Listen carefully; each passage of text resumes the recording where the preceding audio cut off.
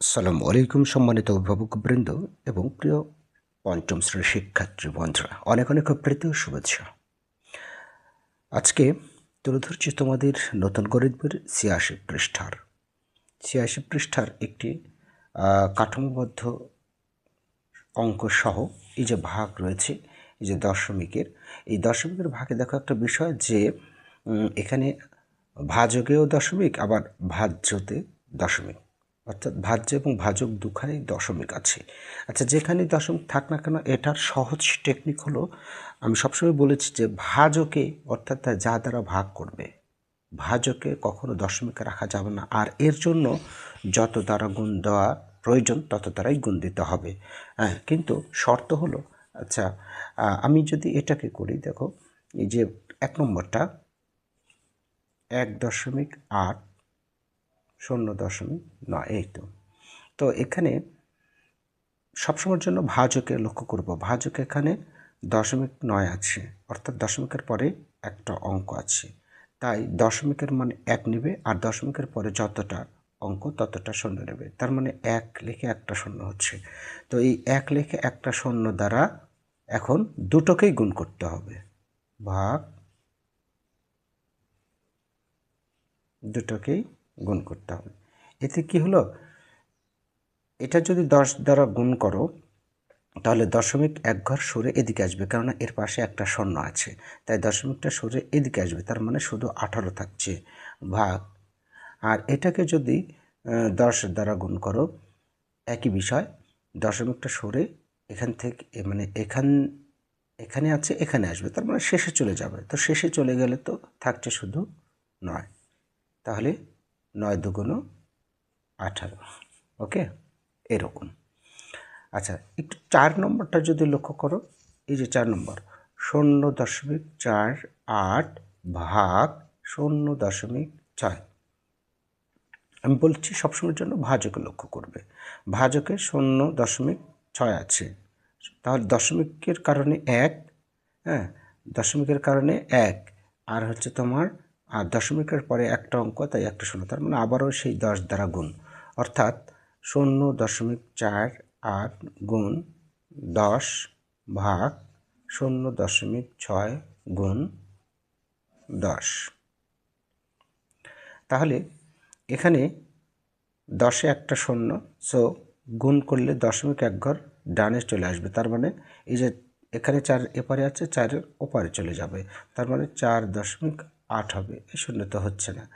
হ্যাঁ, তারপর হচ্ছে যে ভাগ, এখানে দশমিক আছে, এখানে চলে যাবে, শেষে অর্থাৎ ৬ থাকবে। এখন মনে করতে পারছো, আর এখানে তো দশমিক থেকে গেল, হ্যাঁ থাকবেই তো, ঠিক আছে। আচ্ছা, বিষয়টা হলো ভাজকে দশমিক রাখা যাবে না। এখন এই ভাজকে দশমিক না রাখার জন্য যত দ্বারা গুণ দেওয়ার প্রয়োজন তত দ্বারাই দিবে, দিয়ে এটার এখন যেখানে যে মান হোক তাতে কোনো সমস্যা নেই। এখন ৬ দিয়ে এটাকে ভাগ করব। অ্যাকচুয়ালিভাবে ৬ দিয়ে যখন ভাগ করবে, একটু লক্ষ্য করো, আমি পাশে দেখিয়ে দিচ্ছি। ৬ দিয়ে ৪কে ভাগ করা যায় না, কম হয়ে যায়, সো দশমিকটাকে সরিয়ে নাও, তাহলে এখানে আসবে কত, ৮ও চলে আসবে, তাহলে ৪৮, ৬ ৮টা ৪৮, তার মানে ০.৮। ক্লিয়ার? আশা করি বুঝতে পেরেছ। এইভাবে অঙ্কগুলো করতে হবে। তো আমার বিশ্বাস তোমরা এইভাবে প্রত্যেকটা পারবে। যেমন ৬ নম্বরটা যদি আমি করে দিই, তাহলে ৩ নম্বরটাও পারবে। ৬ নম্বরে আছে ০.২, হচ্ছে তোমার ০.০২ ভাগ ০.০৫।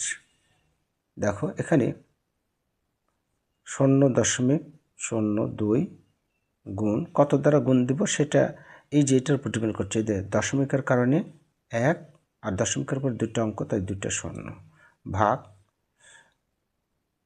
০.০৫ গুণ এই, তাহলে এখানে দুইটা শূন্য, তাই দশমিক বিন্দু ২ ঘর সরে যাবে, মানে শেষে যাবে, তা ২ ভাগ, এখানেও তাই দশমিক বিন্দু ২ ঘর সরে যাবে, দুটো শূন্য, ৫।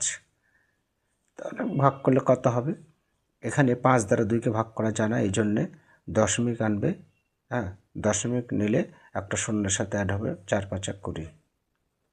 শূন্যকে দশমিককে স্পষ্ট করার জন্য এখানে প্রথমে শূন্য হয়, এটাই উত্তর।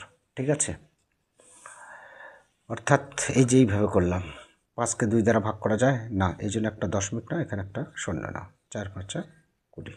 ওকে, আশা করি বুঝতে পেরেছ। এইভাবে এই সবগুলো অঙ্ক করতে হবে। এখন এখানে এসে হয়তো ভাবছ স্যার এখানে তো দশমিকই নাই।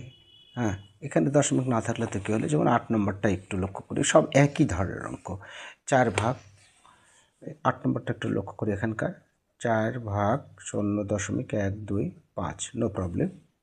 আমরা ভাজকের দিকে লক্ষ্য করব সবসময়ের জন্য, ভাজকে দশমিক রাখা যাবে না। এর জন্য দেখো 4 গুণ, কত দ্বারা গুণ দিতে হচ্ছে, দশমিকের কারণে 1, আর 3টা অঙ্ক, তাই 3টা শূন্য, নো প্রবলেম। ভাগ 0.125 গুণ 1 লিখে 3টা শূন্য, তাহলে এখানে দশমিক উঠে যাবে, আর এখানে 4000 হয়ে যাচ্ছে, তাতে কোনো সমস্যা নেই, এখানে যত হয় হোক, আর এখানে দশমিকটা উঠে যাবে। মূলত এর দশমিককে উঠানোর জন্য এই কাজটা করতে হচ্ছে।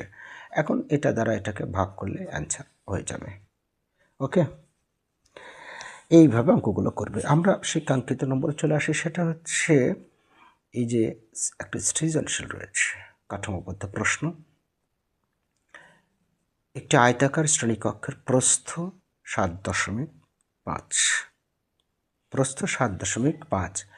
তাহলে এখানে বিষয়টা আমাদের একটু দেখো, দেওয়া আছে প্রস্থ হচ্ছে যে 7.5, আর ক্ষেত্রফল এটা 78.75 বর্গমিটার, শ্রেণীকক্ষের দৈর্ঘ্য কত? তো এই জন্যে আমাদের কি করতে হবে, 7-এর ক নম্বরটা দেওয়া আছে,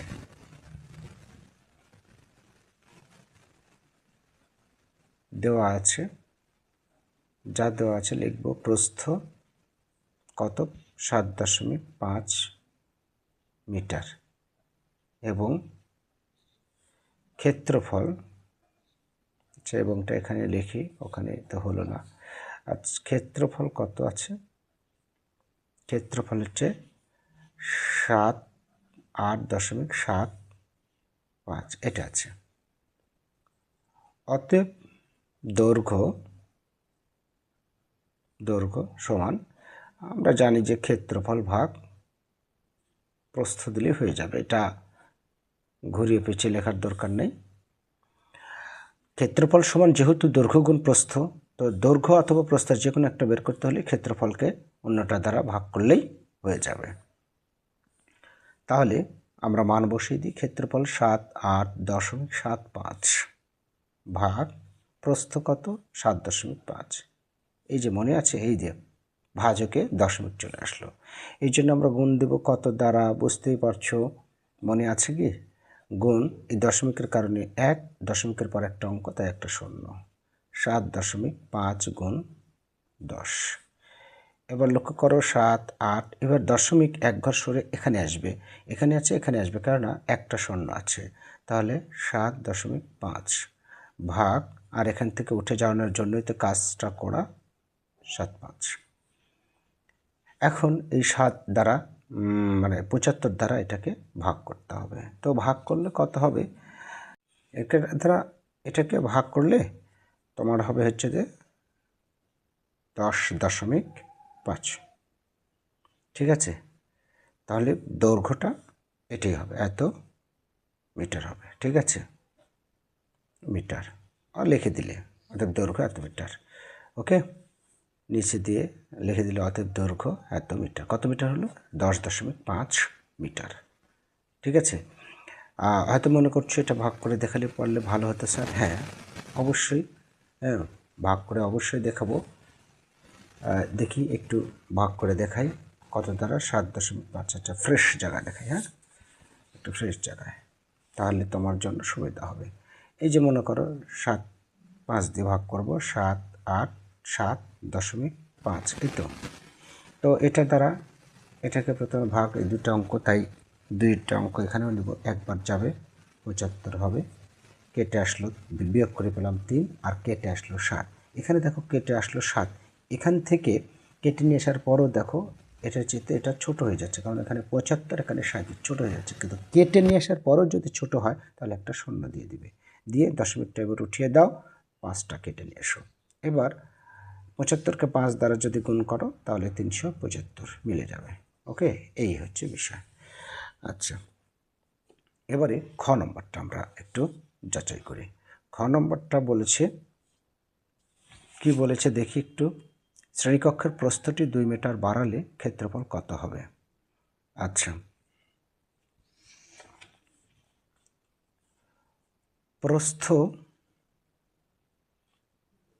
2 মিটার বাড়ালে নতুন প্রস্থ হবে 7.5 যোগ 2 মিটার সমান 9.5 মিটার, তাই না? হ্যাঁ, 5 মিটার। আচ্ছা, ক থেকে প্রাপ্ত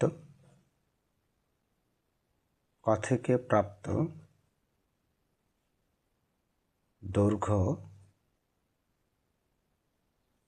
কত? দৈর্ঘ্য হচ্ছে যে 10.5 মিটার। অতএব কিসের? শ্রেণীকক্ষের ক্ষেত্রফল। অতএব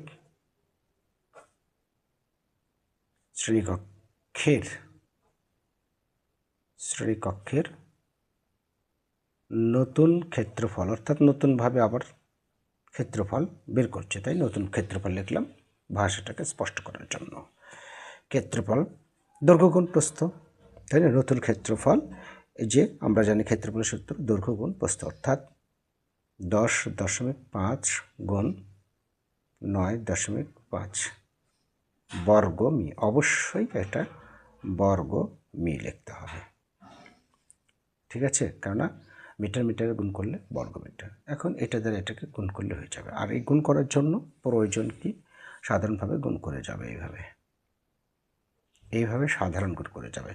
5 5 25, 5 হাতে 2, 2 জমলে 5 একে 5 কেটে গেল। 5 নং 45, 5 হাতে থাকে, 5 নং 45, 5 হাতে থাকে হচ্ছে তোমার 4, 4 একে 4 নামবে 9, 5 2 7 5 4 9, 9 হবে। 5 নং 45, 5 হাতে 4, 4 নামলো, তারপর হচ্ছে তোমার 9 একে 9, ঠিক আছে। কয় ঘর পর দশমিক মোট? এখানে 1 ঘর পর দশমিক, এখানে 1 ঘর পর দশমিক, মানে মোট 2 ঘর পর দশমিক, মানে এই যে এখানে আসছে। তাহলে নতুন ক্ষেত্রফল হচ্ছে তোমার এত বর্গ মিটার। ওকে, এটাই আনসার। আশা করি বুঝতে পেরেছ শিক্ষার্থী বন্ধুরা। তাহলে ইনশাল্লাহ আজকে এ পর্যন্ত 86 পৃষ্ঠার সমাধান। ভালো থেকো, আল্লাহ হাফেজ।